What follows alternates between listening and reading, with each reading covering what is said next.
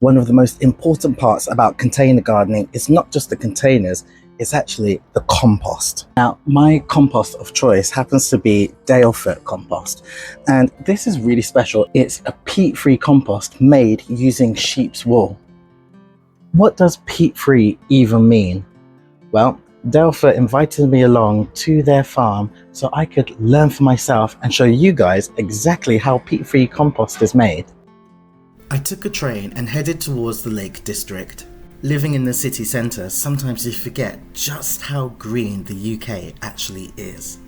Before arriving at my final destination, which was Penrith. After a short journey in the car, we arrived at Dalefoot Farm, where we learned how the compost was made. When making compost, you need to aim for a 50-50 ratio of green materials and brown materials. Green materials could be grass clippings, fruit and veg scraps.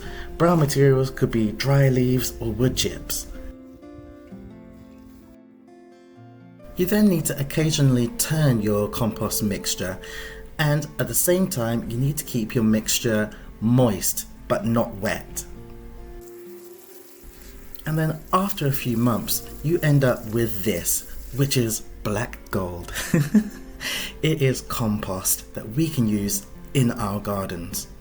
But how does this process differ on an industrial level? The farm grows a number of its green materials on site, one of which is called bracken.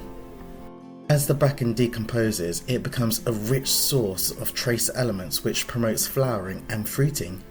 The second important green crop that's grown here on the farm is comfrey, and as you can see, they have fields of comfrey. Comfrey is absolutely packed full of nutrients, including potassium, phosphorus and nitrogen, which all help to create healthy plants. The farm also creates most of its brown materials itself, however it does source wood or bark from local sources. That helps to reduce pollution, as it means that these materials are not being transported from overseas. In order to create moisture, they've created this automated sprinkler system. At home, we may use a spade or a fork to turn our compost, but here things are done on a slightly bigger scale.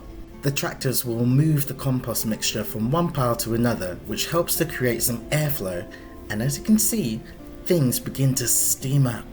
As the microorganisms like bacteria and fungi break down all of this material, it creates energy, and that energy is released in the form of heat.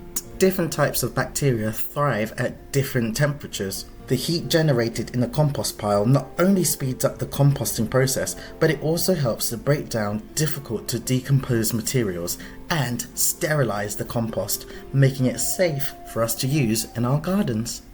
Over the course of a couple of months, this process is repeated. Eventually, you end up with a pile that looks a little bit like this. But where does the sheep wool or the peat come in?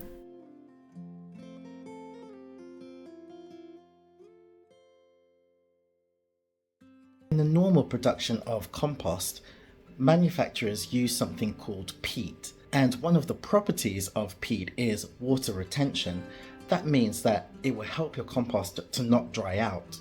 So in order to show us what peat actually looks like, the team took us over to Bolton Fell Moss. Bolton Fell Moss is a peat restoration project which focuses on rehabilitating degraded peatland areas. Peat is partially decayed plant matter that accumulates in waterlogged conditions, forming a spongy, dark brown or black substance often found in wetland ecosystems like bogs and fens. Peat forms when plant material like mosses, sedges and shrubs don't fully decompose due to waterlogged conditions and a lack of oxygen, which slows down the decomposition process. Natural areas covered by peat are called peatlands, and they are characterized by high water tables and unique plant communities. It's hard to believe that around about 80 years ago, this whole ecosystem was mined completely for the peat. Heavy machinery was used to mine this peat. The watery bogs were drained of water. This allowed for the peat to be extracted. Beneath the surface are layers and layers and layers of decaying moss, also known as peat. In fact, here at Bolton Fell, it's around about 12 meters deep. But over the past 60 years, 10 meters of that 12 have been extracted. What makes this significant is every meter that you dig down took 1,000 years to create.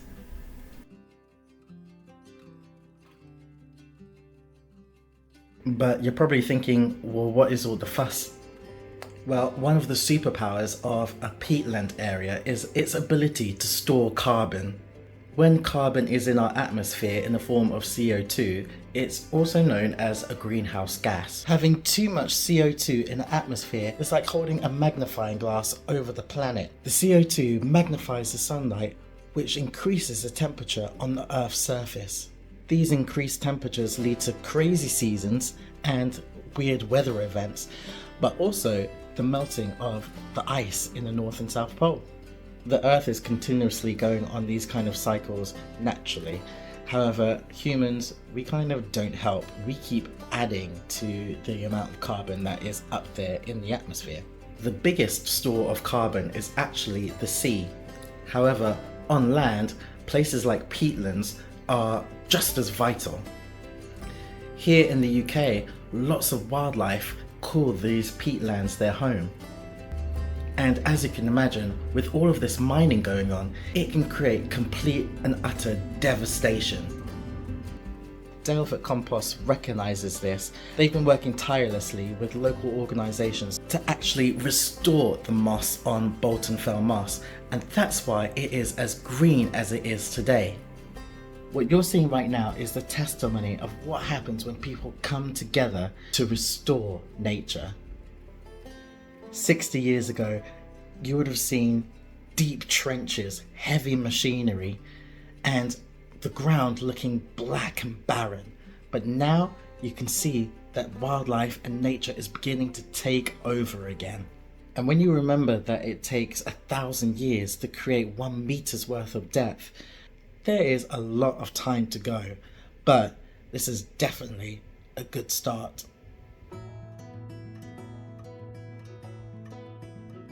So when you purchase a peat-free compost, what that means is that the producer has decided to not use any peat, making a more sustainable product that's better for the environment.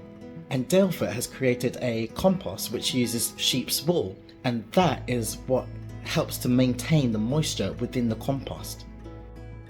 So instead of the peat to retain the moisture, Dalefoot uses the sheep's wool, and as you can see, it comes out fantastically well.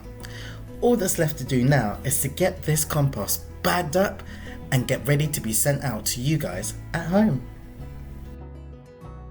I've done my best to simplify this, but I hope that this gives you a little insight into what peat-free is all about and some of the choices that we are faced as gardeners.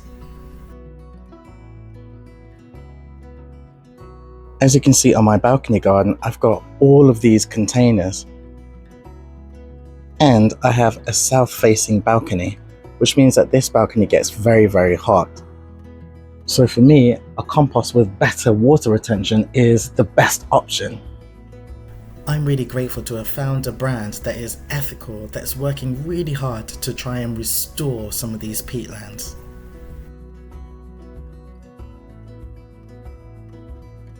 I hope you found this really, really interesting. If you did, let me know in the comments below. Hopefully, I will see you all again very, very soon. Bye! All of them.